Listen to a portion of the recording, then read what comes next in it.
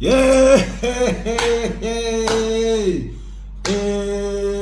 tafia fia le lotoi, fasale le anga lua si o tu malo oi. Tafia fia le lotoi, fasale le anga lua si o tu malo oi. Mili, patia, aka. Ua ese langona ile nei tai ao sa moae si o uatu nu pele. Ai fia le lotong whaftai le tua i o le fo wala whai mai e whanunga le lei le nei tai ao. Orka ko whasoare nga pingi aku angapo. Le whato a release ako nei tai ao.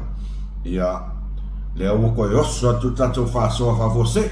Mela le ka ole sfalava ya to si sila ma yo le fo yo no mai on ta pena inga luenga usua ya tu inga luenga ai wale ma fa ya langona al fia langona le fa fita ya ile atua o atalia tar sanga sa tu o atu ya te ia I taimi uma maaso uma se I faali mai lana mi o tonu lea ua tātou mori mawina, lea ua tātou iai, ia o aise a le fia. O se fia I nā pese ia. Ta fia le lotou, whawhetai le tua. Ai, moanto whatalo whatupa iman malu se tātou atu nuu, sa moa le atu nupele, ai mai se lava o le tātou aulongolango si o tātou ainga o le wha atua I le atua sa mo o tas. Ai le whaangaloina o tō malava o lo o mafuta mai pea malango malosi I le tau mawhainga vai po o se whaasoa a mus ma le whaasoa. Ia po le avtex? La o tō langolango. La o tō tatalo.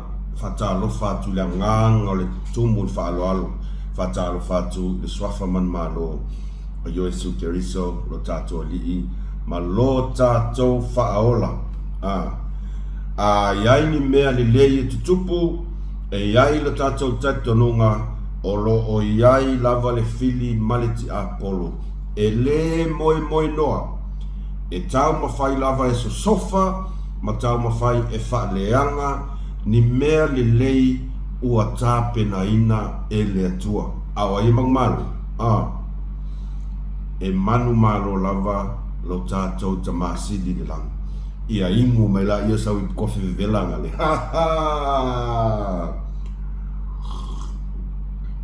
Ia. Ua os whafose ia tu lesi o tātou whasoa I le nei tai au ia ua leto e pose lilu o I vaai se subscribe loa faali mai tau fia I le pati ma le po o le like o le share ma le subscribe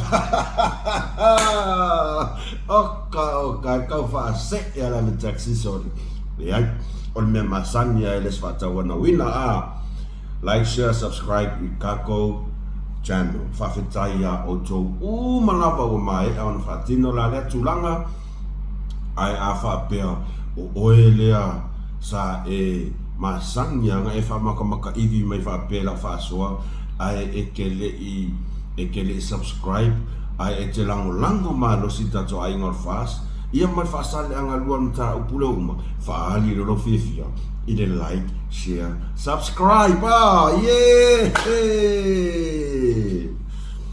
so le o te ala nei le tai au kasi kele ele ngata iata ia alpa ia man malu o se o mato wala fanga ia o nai wo mai masani o se o mato tu malo I fasale anga lua ele ngata I Samoa ia ai o nai wo foi mai lava se o mato tu malo o loo ai tau malele I atu nu mamau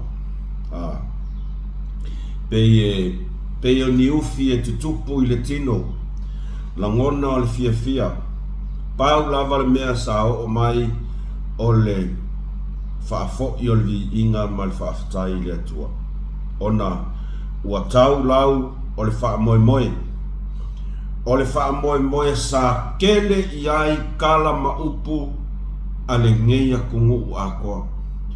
O le whaamoemoe sa makua i ako ai runga ako i lalo e ka ngaka fau leanga lana fionga i le pale mia filfilia Samoa. E leto e po se lilo i la auto molimau Samoa e le ngata i la auto whaafofonga i upu la lafo o upu makanga o upu le mafau sa makua i la lafo e nei tangata matua ina ai lana fionga i pale mia ona o le whaafita uli lava lea.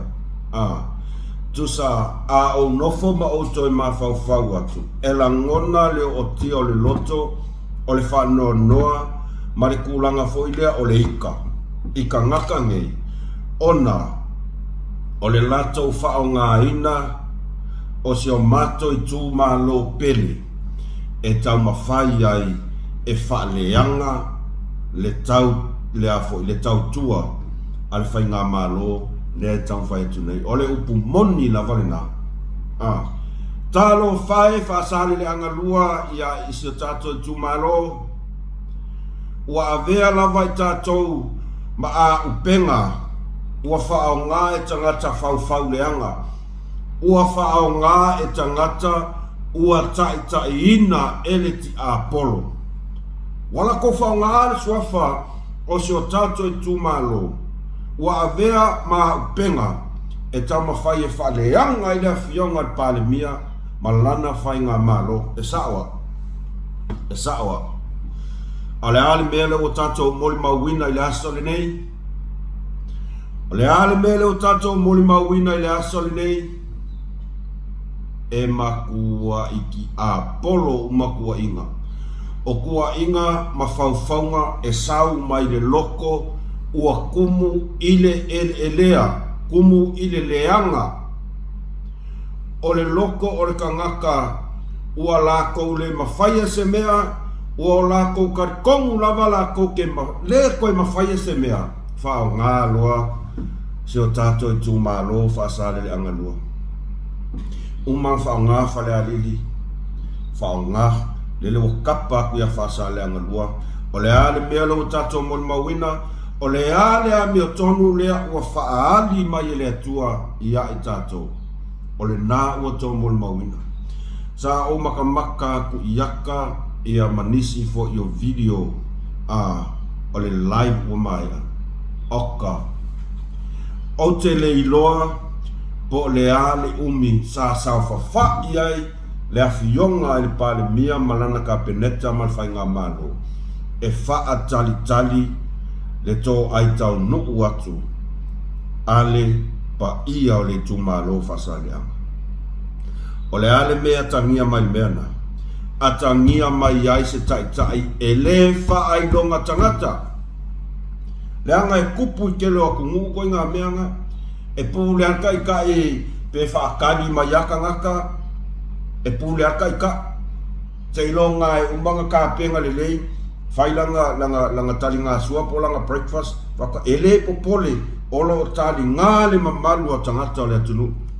Ale asa tau sila Samoa e fōlinga wa aia o le tangata pito sili o na lofa pito sili o na whaaloalo i ona tangata na te le whaawasenga ina se tangata po oele ki kauoloa po oele ki miliongea po oele ki whaiwhakoanga po oele ki kausi ainga o le moli mauola leo o tātou moli mauina i tae ao le nei.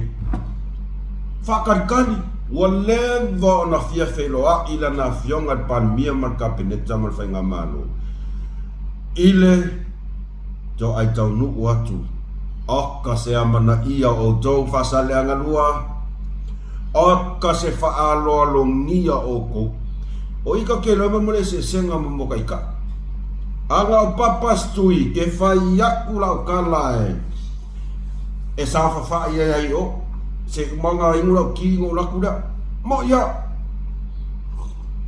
langa ole ko mo mawinga ole a folinga va ai mo mortai tai sa tofia ele tua ya no fa yo na tangata ele o ke le ka mo fai fa vi aku pe o te tau mo fai si i lunga po se a se si tu le ai le sa mo li mau malava se tato atunu sa mo ile va ai nga sa tato va ai sa fai fa tali to ai tau nu wale tu malo oka ese langona i se va ai nga fa mo loto ile feilo inga ele ngata ile feilo inga ia ai ole mai ai fo i ole fa mo moe pe fo i on fai malanga mai ai fa sale nga lua feilo inga mla fio ngal par mia oka langona fia ile maita watu malimoli ma watu ile minko fasol a kor pale mia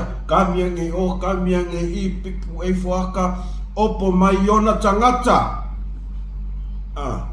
opo mai ona tangata ole a o ole ale o lava se sia tala i tawalu manga po ni saunoanga ai ola ngona sa moli mawina ele atunu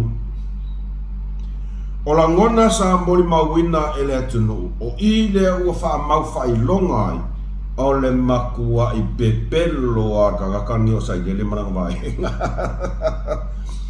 ole makua i fai kara fa kupu fai kara faku ngar kau faleanga le ala le simele o ole asa skala ole a o ke fa kalikali pe ya si por kala merko inga yo so mai me ole o fa kalikali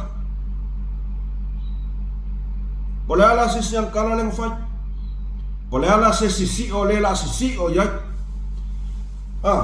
le anga e ki ngalo loko i ka ngaka ngei o sai dele li mongi fonkoi le anga uola ko tai whaatanga taua le whai pula le nei tumalo ua pese ka mai kiki whai pula le tumalo whasale angalua le melo wa aia kwai e ai le tangata sa meli mai kia o whai mai ole a inga ngā sa mau turou lava ole a inga ngā e kau kuam au ngā ia sailele ai se a o mea o sailele umale maua mai ai mea lako bisinis ia ke rei no a ole tele ngā muli mau ole mea ngā renga pipi la inga le sa mau wa o sailele o longa winga a whai whamaongia o ngei ka ngaka e manguia i afu o le akunu le ki ofa pia vai lua le ala se skala papa le la sau nei fai ua moli mawina e a se kousi la sila le fao i fo tato tai fono tan ua maea ona sainia loa ia se lau lima sepuluh back to school a whasalenga lua. Mai ona sainia loa ia tupe ole poloketi a whasalenga lua. Ole ala se si mea si li whasalenga lua, ole asa o tōlangona o iai i le asa lene. O ai la lea ua tō talitonu iai. O ai lea ua tō silafia o se taita i alofa wha maoni isi o tato tumalo awa o leo la tato mol maun le lo peke o kulvai solo wa filosofi mai fo inga i ka mai ke fasale ngadua thank you Lauli I love you e oso mai fo sko inga maselo makua pa mai sanga break dance idunga ma fa pea mai ma fa pea mai ang kama me makka fe ngai la ngona fia ma o te talitonu e le nisi meanga mau ki ngoa o le kaimi a ku whasala o limas full back to school ai fo a whasala anga lua o le asiampingi fo i whasala anga lua i munga Facebook upu moni la wana la ngona lo tamimita langona le anganga al whawhetai. Au te mana o e wha leo ma momoli atu i le paia o komiti o le whonu whaavai o li i ma whaipule o tina ma tutua ai maise le au luas futasi tau sanga se i o na i tato whanau iti o whaasa le anga lua o tau sa o tau lango ma losi i tau mawhainga a le whainga malo. You deserve it, ma e te tau le fia i e tau i ai fia. Ai whawhea o konga take. E whawhea o konga sa ke e leo o mea taiminge ngai whauri uri ko a ko whinga ngalo. Anga o se pale mia e whailonga kangaka. E whai akua, waira wali i umanga ke awan mai maua i kupe. Awan mai maua i kupe. Pe aku o mea sa. O kou mai a whauri uri ko. Lea e kau muri a vai lua male hero pipi masai lele. Ma i mau kupe ia o kou. Kau ka sa o kua. Ai e whape nā su fina ngalo palmia. No. Fina ngalo whaale atua. Fina ngalo whaale atua. E tutusa tangata uma i le sila al whainga malo. Pe ko ke whekaya kele ko kala ia ngā ai o nga ia whape ngā ko kupe. Ai o nga. O ka ngakala ia le lango hero pipi le la mau ko kupe whasala ngā lua. Ka ngaka ngā le avakor kupe alui ngoi whangu ma ba ai. O tō walorofa i o tō whanau ma tō ainga. Whao ngā le lei. Whao ngā kakau. E sa, e le skupe whainga malo, le o koe whaiak. O tupe le atunu. Ai anga le ai, le lima le lei, ma le a puti le lei ala fionga palemia, ma le whainga malo. E le o aku ni kupe whape ngā i kou a au. Ai sea, ngā whai e mua, whai mua e sa i lele se me whape ngā ia au kou. Ngā avakua sa i lele se kai se lau lima sfuka la i lima o lo wakali pepe, o lo wawhawhinge pepe, o lo wakali kasi kausanga wa makangore a onga a whawhinge, ma oe, o le wha upu back to school a o lo a fia ma tutusa o mai tangata. La la skola ngonga taimingi. La skola ngonga taimingi. O e ai whauri uri ko ma wha ma a inga loko. O le o whai akula o kala. O le unga ko keo oai. O le unga le iaisa ilele. Le ale unga le iaisa ilele. Ua i pakakua i lalo. Kua i kifa koa i lalo. E leko iaisa manguia mauai. Leko iai. Nga o malaia mea ua kukupu mai. I kaimini. Aisea. Sila le akua i ka ngaka fau le anga. Ua koe kau i langa maia nga kau e fau ai kau fale anga. Upu mongi anga. O koula ia le aulongalango o le hero pipi i whasale anga lua. Whao ngā martatau. Whawhetai le atua. Whawhetai whainga maro. Ua laka ungar mea.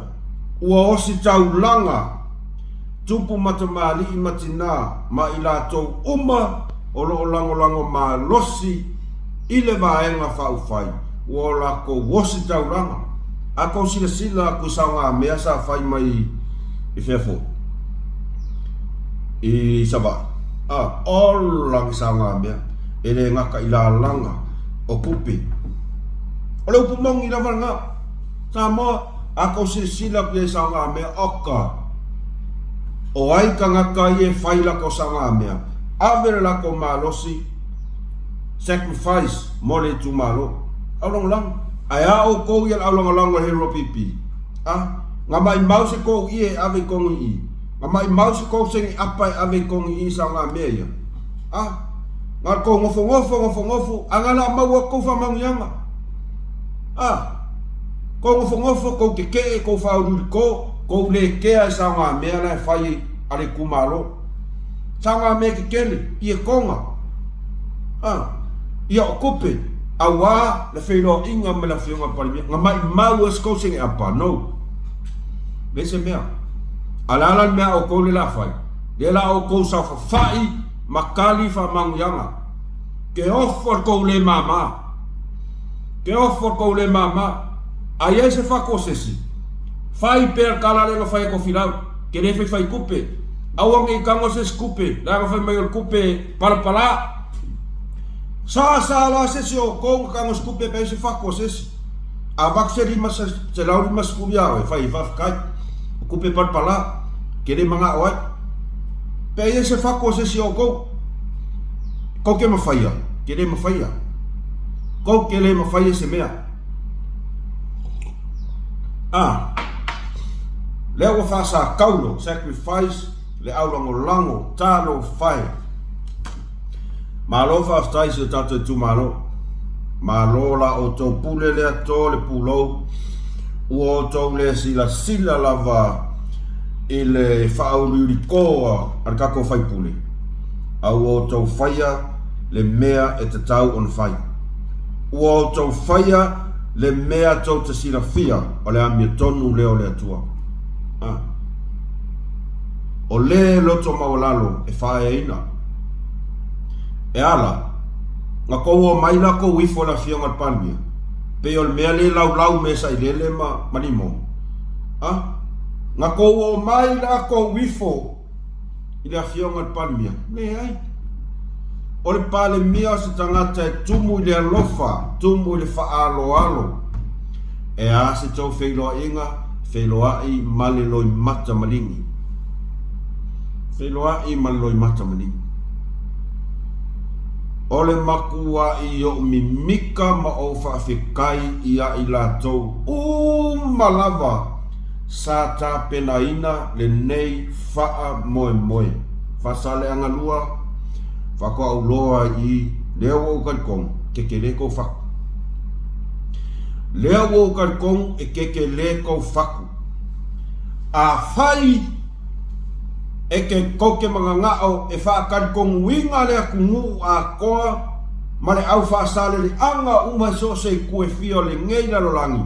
Kuli e se whai pule. Kai mea ngei au koe kuesa vangoai koe ngā whai pule ia o la ua kala lea. Kuli ese o au kou o iai le malusi anga. O au kou e pule, e le pule se whai pule. Kuli ese au koe kuesa vangoa. Le ma fau, le kea, i lo ngai kumalo, ai au ngā makarikong ia sai lele malimbong, i mat ka mulmuli la ka mulmuli.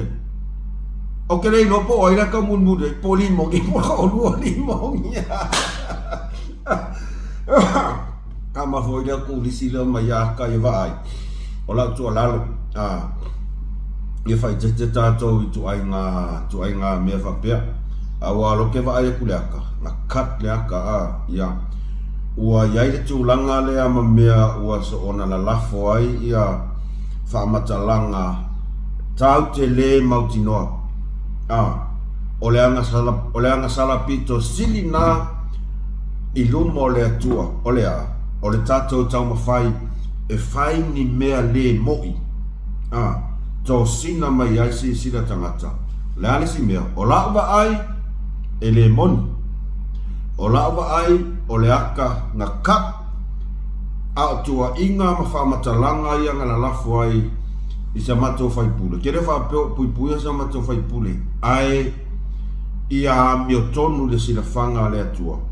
Tu ai na la fonga ie la lafo i le aka lea alwharetua a tau whaia le ala ia ma sa mato whaipule.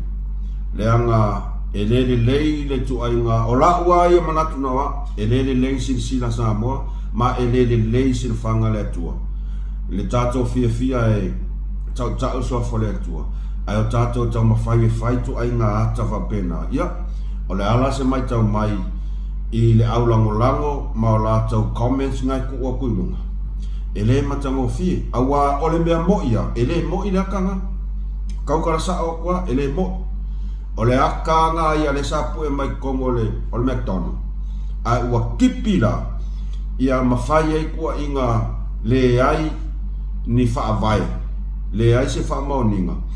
Ai ole me whaanoa noa ai, ole o ngā onga, o upu, nana lafo iai, ele tatou alongolang. E whapenga kako alongolang, whai me whaavai le tua Samoa.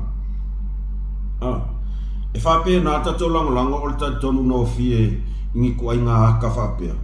Ole nasa tatou moli mau malava.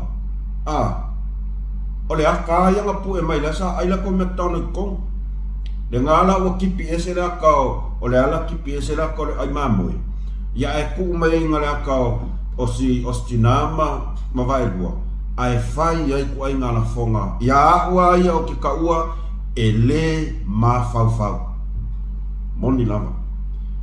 Awa afa pea tatou te tupu atu lima si le whanga le atua ka ngaka nga whaian mea lea o e karikongu e moni ma whamaoni si le whanga le atua o le tua inga onga ma e wheo lolo ia whasioke ka ngaka ki ngā ko inga kua inga ia ai le moni o lona winga ua e tai mai le aulangolango la koke ngoko whakasi i le mea e le moni si whanga le atua o la ua atu alaru o te le whaatonu ai o a uia ngā lo aia kua whanga le olo mawhapea ke o whong whaingi kākongi ko inga kala whapea i luma o penga whailangi nga ia draw my attention ka ngaka ai le moni o te le ilo iai a tau le fia i lo o amanatu langa o lau te tonu a e le moni e le va ai makar ka ngaka nga whaia le aka lea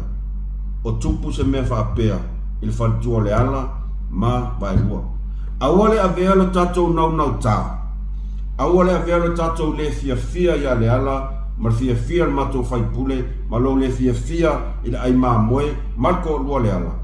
Ma mea tatou te tau mawhai ai e whawhau ni mea le moni i le sila whanga le atua. Ale an me le kau whai e whai loa kui kako whasoa.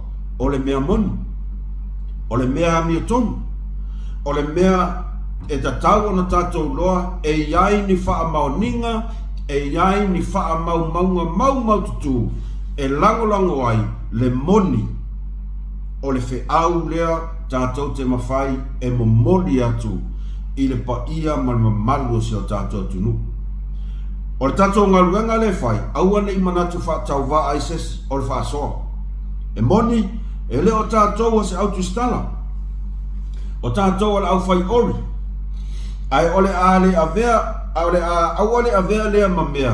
Kau ke o mai e so ngā whai e tuai ni tala le moni malwha maongi. Peo mea puloku le whai. Peo mea puloku le whai. I o tātou whaia ni mea e te sila fia e moni malwha maongi. A o le vai atu lea ma le whaanoa noa i le kipinga o le aka lea vai lua ma le martina ia Sharon. A e whai mai ai ni la whonga o whao e lesi ko lua o le melenga le ngā lufia ia e vai lua i o ngofo ma wholo ko lua li mongi ka lo whai a le ala. E o ngaonga. E le whape o whai ako au ai, me ai. Kau ke i loa le lei le mea e kakau on kako whaasoa ai. Ma le mea e le kakau on kako whaasoa. O le mea le kau kako whaasoa. O mea le mongi. O mea le mongi. O le tua lalo a ia. O ke leo au ia. Leanga o lea o ke karikongu ma lo loko a koa i le silafanga le atua. Le aka leanga kuu mai lunga o Facebook ai whai ai ni kua inga onga e le iwa ai iai maka ka ngaka nga whaia kua inga ia. Ia ai longa ya Milton uname. Ai longa ya Milton. Ia ka ke whaia lofa fo ia wa e iai foi ia tatu tua whawhine. E foi ia whanau tene. Leo tatu tina. Ai a whaapea tau te la lafo ma whaia ni to ai ngā mea whaapea e te sila fia le lei ele moni whamaun. Ia, ta ilo iai. Whamalulua tu fo i pa ia man malu al tātou aulangolango. O i lātou sa matua i whaia nei to ai ngā comments whaapea. Ia, ia ua ia e le tonu si whanga le atua. e le sa o tifanga le tua e le se o ngā tau te o mai ai e whai atu tātou whaasoa o lo mai moa le mamalu o le atunuu o lo mana o miani mata upu moni mata upu tā ua tātou te whaasoa tuai ai kako whaka ngofi whai ku ai ngā aka whapea Samoa a whapea tau te le fia i lau tala a leo whak saoa sao tātou moli mau umai lunga o le ata a toa lea sa pu e mai tonu o le McDonald i o lau whaisela tau tau maftanga wa whailoa e fia ai maa moe ni o male au lepo a tūlanga la ia o le kipi o le aka a o kala e ngaka ai kala ai se se ia o ke leilo ia o te le whamasino ai take fefe whamasino ngā le atua awata te nau tā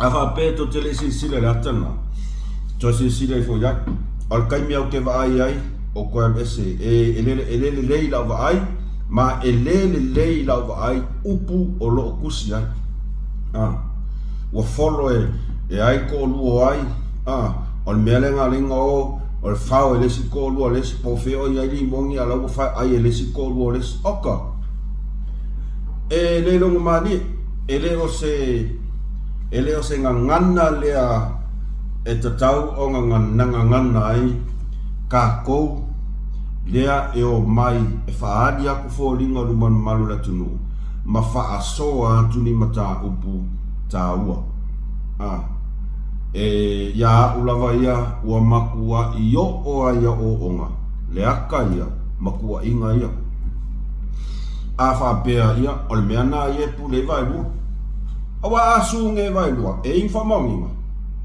le ingi mea asu nge whawhingi peo le ale kako ingo le whawhingi ai ka kau on kako iloa e moni ni a tātou tustusinga mani a tātou la fonga e la fo ia kau kako iloa ia iai wha mau kuku e lango ai lau mau lea ma ia e iai lau tatalunga o lo sila mai le atua e moni au kuskusinga ia whai ai a whapea ngā le velo i lunga o ngā ke mga au inga ia o mai attention kaka o le anga sala piko sili anga e kia e aila se au ngā kau ke o mai kau mawhai e whaatari tonu tangata i tātou whi aule tang whai ma tā upu i tang whai whaasoa tuai ai kau solo mua ka kou le whai ungi kua i ngā mea le i whapene whamalu lua tupea whape tennis whina ngalo sis ai tu watu sa o lava i lo manatu a tō le ta tonu o si sila le atal na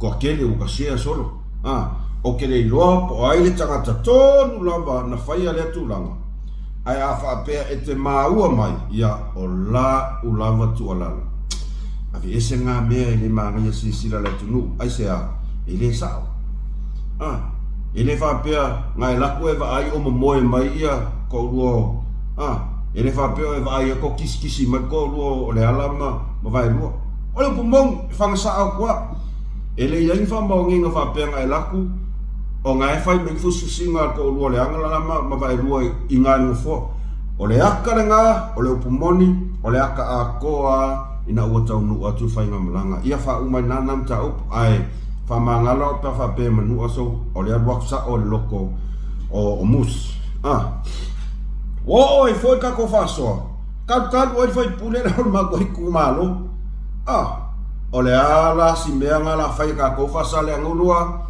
o a ua ia e le eses koi mea de sila sanga koi whaia o kou e le pule wha umaro se ino lea kulonga i e alu e le whai lau kusi o le hero pipi ai su e se sui e moni le alofa su e se sui e mana o e alu watu te tonu e tau tua lo tato e tu malo ai leo se sui alu aku e alu e kau kua le vaenga whau whai pol melo ka komo le maua e le ai se si awala ma e le ai nisi wha maoninga ka koke mga o mia inga iyo kako karikongu ai ele ke fai pule ka ko lele ko ke vai ko fai aku la le mali ko ale e so la pule fiule ku malo fa kali mai ala ya ni si askari ya mi si na fa su nga le foi la ko fa manga ku fa sale anga malava te fa sale anga lua tasi dua tolu fa lima ia tunu mamau o le na ua tau moli mawina i le taimi le nei ua mae a onga saingi uma mea uma te teifono o lona winga le ko isa si me poloka oso le mea le fasa ale su e sai lele mali mongi vai lua ia fainga malo o le se kupe ale kumalo le ale su le la ko su nga kupe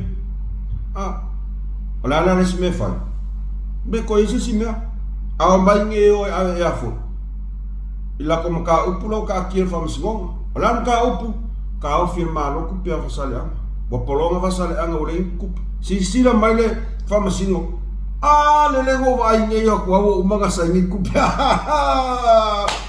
umanga sa ngi kupe fasale anga a fenga ia o ele fai pule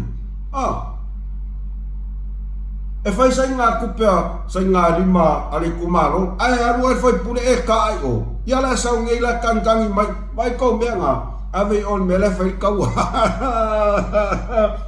ua makua i lei longa se mea e fe so o ka e fe se e kuai sa lele mang faufaunga se e ku i poloka o le taimi o le atua o le taimi o le atua o ngofo mo mafaufau i le alu ai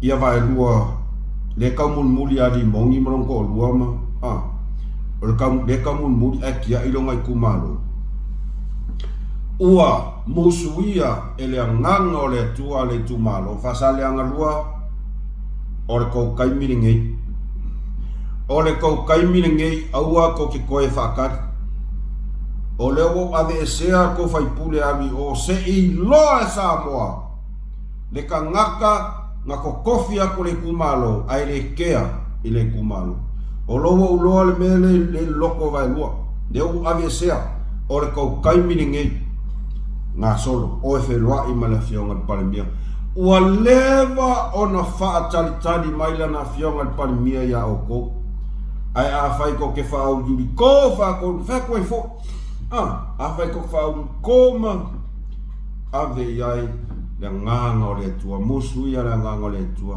o mea tutupu i le taimi a le tua e lese mea wha ale tau o mea manuia sina fia le akua faufaunga ia sau mai i ua pasese umai lunga ia whasale anga le ua oi ave whamsingonga o le makua pio kaka fau leanga ngi ka ngaka ua pu lea ki a polo ngi ka ua mangmalo ki a polo ia o kou le uskai mai kia whakua i fo i pēka kongo funka ko mafau ia whai a kou whamaanga o le a apa kulua le mamalu o le atua ia ke oko o mai ia vai leo mai soli ngau mai ei ka fia sao fa ia au ka fao pa mangere se katima ngere marina ia marpa ia o matai uma so o se ralfanga mai la vai la malava se pa ia sa lava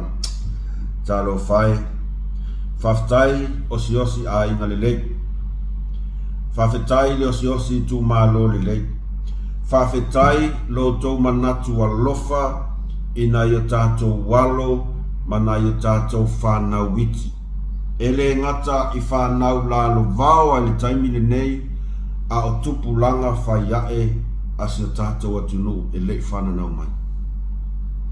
O lea ua mai a mea uma.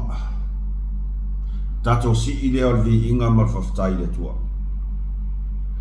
Sesi a mea to e tupu mai tua whawhetai ua mai a tā pena i le tua mea uma. A o la uku ua lalo lava ngei koe pāua leo la ua lalo. Whaasale le anga lua su ese si kou fai pule a lofa mongi nea kungu. O lea la whao ngā ki fai pule lea o kou. O lea la whao ngā fai pule lea o kou. E su e yanga mea ia maronga inga. Ai, kei loa. Ua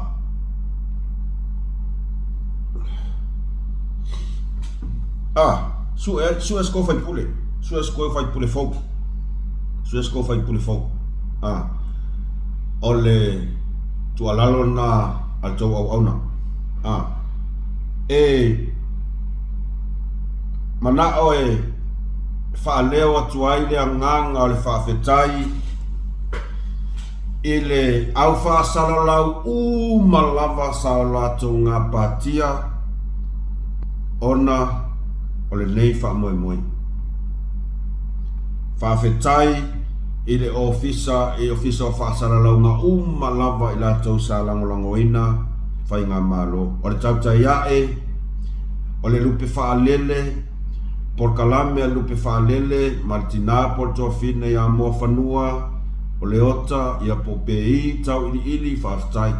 Ngā ngai for whaiva, por tanoa ava, a le fionga ia le ataua, o tui le epa Santiago sa moa whinau ia male au whai olu, kota, o natu, turisi, peseta, o Avis the man, ia ai maise o ao sina se o tātou tunu sa tapua ia malangolango ina nei wha moe moe. Wha bea ai le tatalo pa ia o le au auna to tofia le atua. Wha whetai la o tō pule lea. O la o tō tatalo ma la o tō tapua inga. Ua manuia ai wha moe moe inga wha salanga lua. Wha manuia le atua. Tatou wha soa le nā nea fia ne tai au. Sa au ni atu inga luenga. Manuia tele fofuanga toi nei aso. Alofa le atua wha manuia ato umalava mai a mus mal wha soa. Wha soa.